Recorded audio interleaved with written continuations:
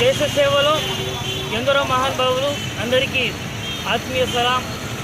ఈరోజు ఎంతో సంతోషకరమైన రోజు. అటు కాశ్మీర్ నుండి ఇటు కన్యాకుమారి వరకు మువ్వెన్నెల జెండా ఎవరెస్ట్ శిఖరం మీద రెపరెపలాడుతోంది. ముఖ్యంగా ఈరోజు స్వాతంత్ర దినోత్సవ శుభ సందర్భంగా రాష్ట్ర ముస్లిం ఐక్య వేదిక తరఫున, అదేవిధంగా సమస్త భారతీయుల తరఫున భారతదేశ 140 కోట్ల భారతీయ సోదర సోదరీమణులకు, వారి కుటుంబాలకు, అదేవిధంగా ప్రవాస భారతీయులకు, వారి కుటుంబాలకు, ప్రతి ఒక్కరికి కూడా విజయ గర్వ స్వాతంత్ర దినోత్సవ శుభాకాంక్షలు తెలియజేస్తున్నాం.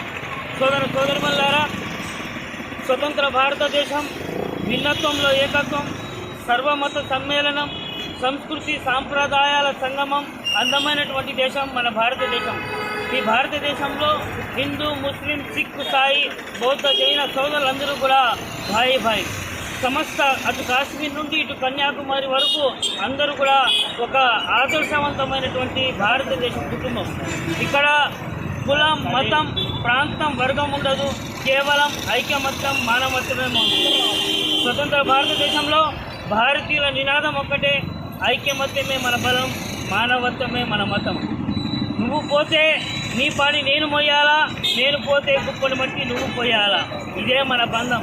ఈ విధంగా ఇక్కడ ఉన్నటువంటి సంస్కృతి సాంప్రదాయాలను ఏ విధంగా అయితే మన పూర్వీకులు, మన పెద్దలు వారి త్యాగాల ద్వారా మనకు స్వేచ్ఛా స్వాతంత్రాలు అందించారో, ఆ స్వేచ్ఛా స్వాతంత్రాలను కాపాడుతూ ప్రతి భారతీయుడు ఐకమత్యంతో, ప్రజాస్వామ్య దేశంతో మనమందరూ కూడా మన భారతదేశాన్ని ప్రపంచ పటంలో అగ్రమగామిగా నిలపడం కోసం మనమందరూ కూడా కష్టపడాలా. అటువైపు మనమందరూ కూడా చేతులు కలిపి ముందుకు వెళ్ళాలా. ముఖ్యంగా కాలం మారే కొద్దీ సంస్కృతి సాంప్రదాయాలు తెరమరుగవుతున్నటువంటి సమయంలో భారతీయులు మన సంస్కృతి సాంప్రదాయాలను పరిరక్షించవలసిన అవసరం ఎంతైనా ఉంది.